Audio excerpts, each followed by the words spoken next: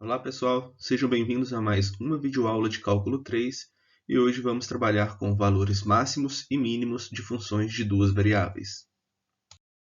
Vamos começar a nossa videoaula falando de pontos máximo e mínimo de uma função de duas variáveis. Vamos ver mais adiante que para encontrar esses pontos é necessário trabalhar com as derivadas parciais.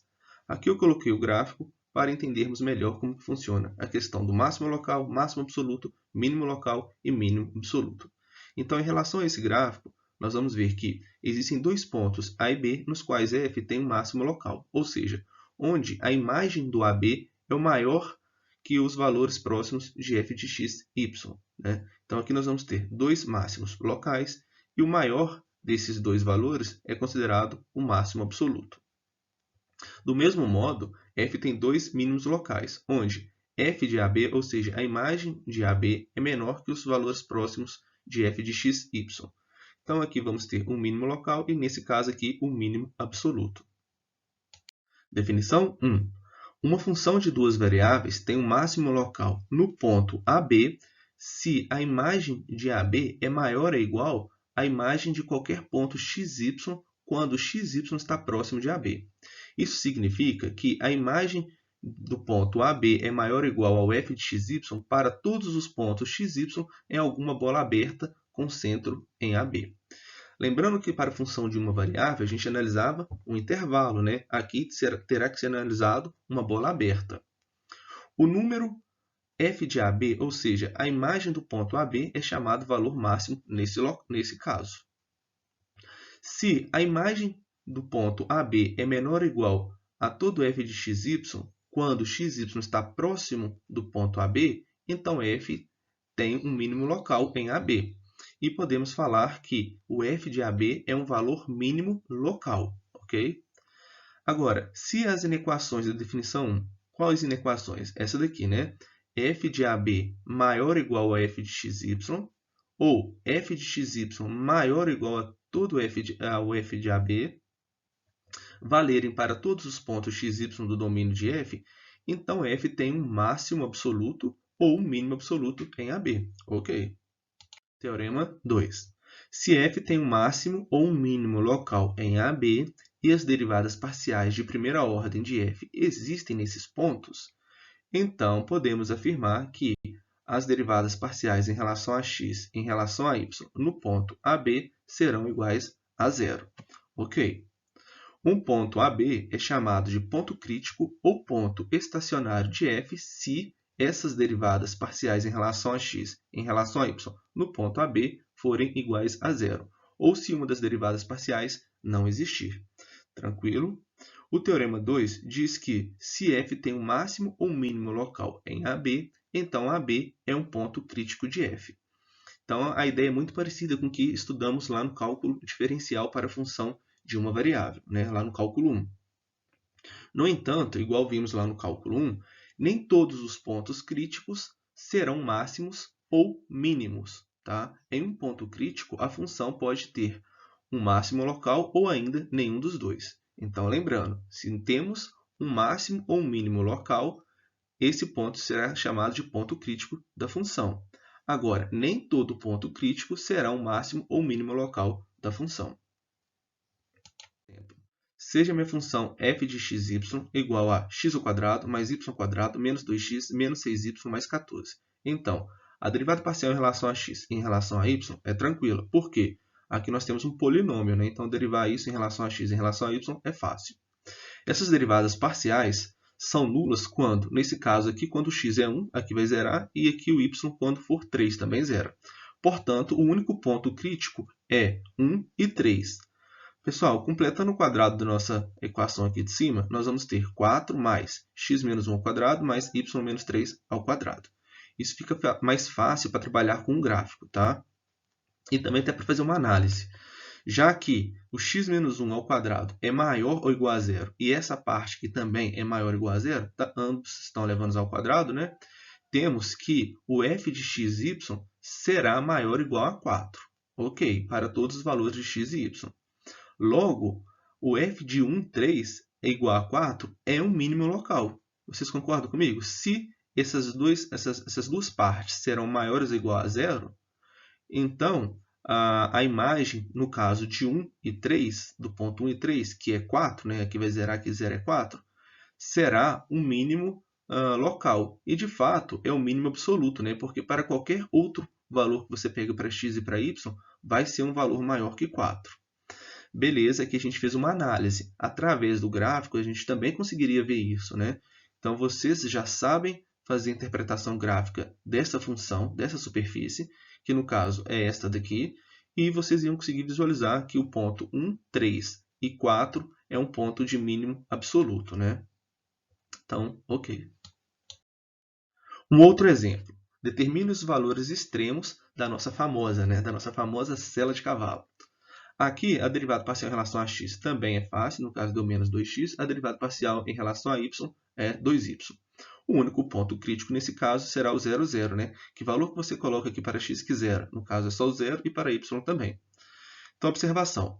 Para os pontos no eixo x, ou seja, os pontos que estão aqui no eixo x, o y é igual a 0. Tá? Se o y é igual a 0, a nossa função vai ser menos x ao quadrado. Inclusive, dá até para vocês verem mais ou menos a parábola aqui, né? Isso, obviamente, se o x for diferente de 0. Agora, para os pontos no eixo y, para os pontos aqui nesse eixo y, agora o x vai ser igual a 0. O x sendo igual a 0, nós temos que nossa função é y ao quadrado. Tá certo? Que, por sua vez, é maior que 0, se y é diferente de 0. Então, o f de 0, 0, ou seja, o ponto aqui do 0, 0, é o 0. Não pode ser um valor extremo de f, né? Porque ele não é nem um máximo e nem um mínimo local. Então, esse ponto 0, 0 será chamado ponto de sela de f. Pessoal, para encontrar o valor extremo de uma função num ponto crítico, não será tão fácil assim, tá? Então, para isso, existe um teste que vai nos ajudar muito. Este teste é um teste análogo ao teste da segunda derivada para funções de uma única variável. A demonstração desse teste vocês vão encontrar no final da seção valores máximo e mínimo do livro do Stuart, tá certo? Então, o que fala esse teste da segunda derivada? Suponha que as segundas derivadas parciais de f sejam contínuas em uma bola aberta com centro em AB. Tranquilo. E suponha que a derivada parcial em relação a x é igual a 0 no ponto AB, né? E que a derivada parcial em relação a y no ponto AB também seja 0. Ou seja, o ponto AB é um ponto crítico de f.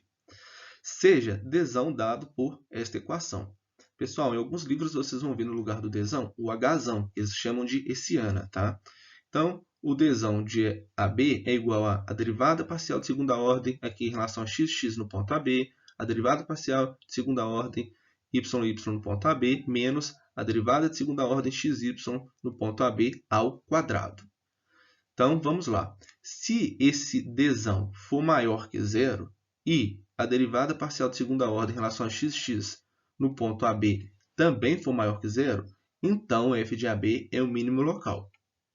Agora, se o dzão continuar sendo maior que 0 e, por acaso, a derivada parcial de segunda ordem em relação a xx no ponto AB for menor que 0, então o f de AB é um mínimo local. E, letra C, né? Se esse dzão for menor que 0, então o f de AB não é mínimo local nem máximo local. Isso vai nos ajudar muito nos exercícios, tá? Então, coloquei algumas observações aqui, ó. No caso C, o ponto AB é chamado ponto de sela de f, e o gráfico de f cruza seu plano tangente em AB. Então, foi o caso do exemplo anterior, né? Que a gente teve um ponto de sela. Se a gente tivesse calculado o dzão, a gente ia encontrar que dzão seria menor que 0. Ou, né, observação 2, se o dzão for igual a 0, não temos nenhuma informação. O f pode ter um mínimo local ou máximo local em AB, né? O AB pode ser um ponto de sela de f. Então é o seguinte, galera. Vocês vão calcular esse dzão aí. Deu igual a 0, deu ruim, tá? Porque pode ser um máximo local, um mínimo local, ou pode ser um ponto de sela. Então vocês têm que torcer aí para ser um dzão maior que 0 para facilitar a vida de vocês, tá certo? A observação 3, pessoal, vai nos ajudar a lembrar da fórmula dzão, tá? Então, é útil escrever como determinante. Pensa aí comigo, ó. Aqui você tem a derivada parcial xx, a derivada parcial xy, a derivada parcial yx, a derivada parcial yy, ok? Se vocês fazem o determinante, vocês têm essa primeira parte menos essa segunda ao quadrado. Lembrando que isso aqui, usando o teorema de Clary, essas derivadas são iguais, né? A derivada parcial em relação a x, y e a derivada parcial em relação a y, x. Então, vocês podem reescrever pensando no determinante. Aí eu acho que fica mais tranquilo. Exemplo, determine os valores máximos e mínimos locais e os pontos de célula da nossa função f de xy igual a x à quarta mais y à quarta menos 4xy mais 1. Então, solução. O primeiro passo é encontrar os pontos críticos, né? Então, para isso, vamos fazer a derivada parcial em relação a x, a derivada parcial em relação a y, depois igualar a zero e ver quais são os valores de x e y que faz isso ficar igual a zero. A derivada parcial em relação a x e y é tranquilo porque aqui nós temos um polinômio.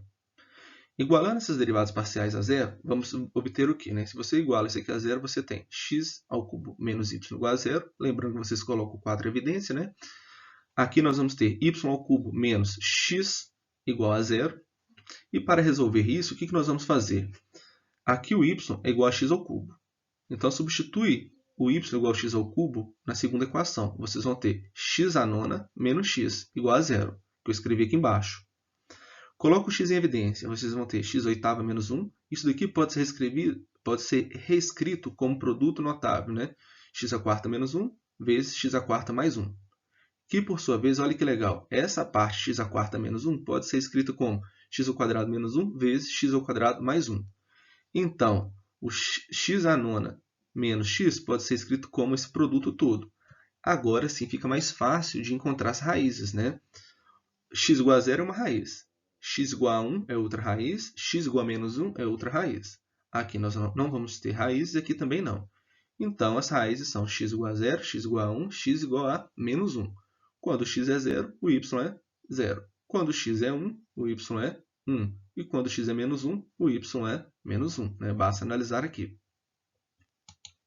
Continuando o exercício, nosso objetivo agora é fazer a análise do teste da segunda derivada. E para isso temos que encontrar o desão de xy, né? Que é dado por aquela fórmula que a gente conseguiu associar com o determinante. Foi dado, então, na verdade, nós encontramos a derivada parcial em relação a x em relação a y. Devemos encontrar a derivada parcial em relação a x, que aqui no caso é 12x ao quadrado, em relação a xy, que no caso é menos 4, em relação a y, que é 12y ao quadrado. Lembrando, né, ó, a derivada parcial em relação a x e y, vocês vão pegar a derivada parcial em relação a x e derivar em relação a y, que no caso vai ser menos 4. Você poderia ter feito, né, a derivada parcial em relação a y e depois deriva isso aqui em relação a x, que dá o mesmo menos 4. Substituindo na fórmula, a gente tem 144x ao quadrado vezes y ao quadrado menos 16. Então, o próximo passo é analisar o desão do nosso ponto crítico 0, 0, 1, 1 e menos 1 e menos 1. Quando vocês vão analisar o desão de 0, 0, se vocês substituírem aqui, vai dar menos 16. Menos 16 é menor que 0. Então, o caso C do teste da segunda derivada fala, né, que esse ponto é um ponto de célula, ou seja, f não tem máximo local nem um mínimo local em 0, 0. Agora, se o desão de 1 foi igual a 128, nós substituindo aqui 128, que por sua vez é maior que 0, então a derivada parcial de x no ponto 1, 1 deu 12, que é maior que 0. Então, nós vamos ter um mínimo local. Então, basta você substituir, né? O f pega a sua função e substitui na sua função aqui o 1 e 1, nós vamos ter que o z é menos 1, e esse q é um mínimo local. Da mesma forma, o desão de menos 1 deu 128, que é maior que 0. Então, fazendo a derivada parcial x de menos 1 deu 12. Então, se foi maior que 0, nós vamos ter um outro mínimo local, tá? Então, substituindo menos 1 e menos 1 na nossa função, também deu menos 1, que também é um mínimo local. Então, através do gráfico, vocês conseguem ver que isso realmente está acontecendo, né? Então, para o ponto 1 e 1, ponto menos 1 e menos 1, nós temos como imagem aqui o menos 1 e menos 1. Seria um pouco mais abaixo no eixo Z, né? Que é uma interpretação desse gráfico. Para o próximo exemplo, nós temos uma aplicação. Uma caixa retangular sem tampa deve ser feita com 12 metros quadrados de papelão. Determine o volume dessa caixa. Então é o seguinte, x é o comprimento da caixa, y é a largura e z é a altura, tudo em metros. O volume dessa caixa nós sabemos que é x, y, z. Beleza. Podemos expressar o volume como uma função só de x e y usando o fato de que a área dos quatro lados e do fundo da caixa é. Então foi dado, né, que é a área retangular dessa caixa de 12 metros ao quadrado. Então, você tem aqui, olha, 2 vezes xz, né, esse lado de cá e o outro lado, mais 2 vezes yz, que é esse lado, mais outro lado, mais a parte de baixo, que é x vezes y. Isso tudo tem que ser igual a 12. Está escrito aqui. Isolando o z nessa equação, nós vamos obter essa equação de baixo. E v, ou seja, o volume, vai ficar o quê? Vai ficar xy, o z, então, esse tudo que nós encontramos, multiplicando xy aqui, fica 12xy menos x ao quadrado vezes y ao quadrado. Então, beleza, temos o nosso volume. Próximo passo, calcular as derivadas parciais em relação a x e em relação a y. Então, vocês vão calcular as derivadas parciais, vocês vão ter aqui em relação a x e em relação a y. Continuando.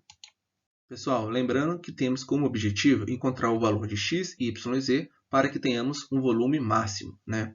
Então, para isso, continuando o exercício, nós vamos encontrar agora o ponto crítico.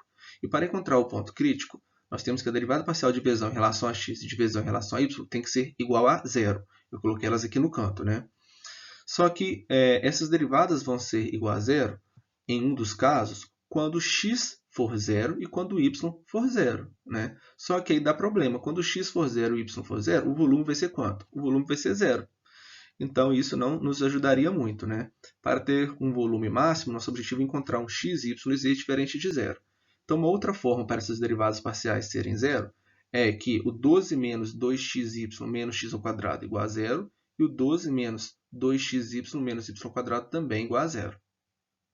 Dessas duas equações, nós vamos ter que x ao quadrado é igual a y ao quadrado. Vocês podem isolar o y e substituir lá, subtrair as duas equações, do jeito que vocês acharem melhor. Portanto, o x é igual a y. Observe que ambos devem ser positivos nesse problema, né? Você poderia ter que menos x igual a menos x, só que a gente só vai pegar os valores positivos, obviamente. Então, se colocarmos x igual a y em qualquer uma das equações, vamos obter. Então, se você substituir aqui ou aqui, vamos obter 12 menos 3x ao quadrado igual a zero, que nos dá que x é igual a 2, y é igual a 2, e substituindo em z, vocês vão encontrar que o z é 1. Pessoal, a gente poderia usar o teste da segunda derivada para mostrar que esse ponto obtido é o máximo local de v, né? Só que podemos argumentar que na natureza do problema exige a existência de um máximo absoluto, que deve ocorrer no ponto crítico de v. Portanto, né, o x é igual a 2, y é igual a 2 e z é igual a 1. Assim, o volume é 2 vezes 2 vezes 1, 4. O volume máximo da caixa é 4 metros cúbicos. Ok?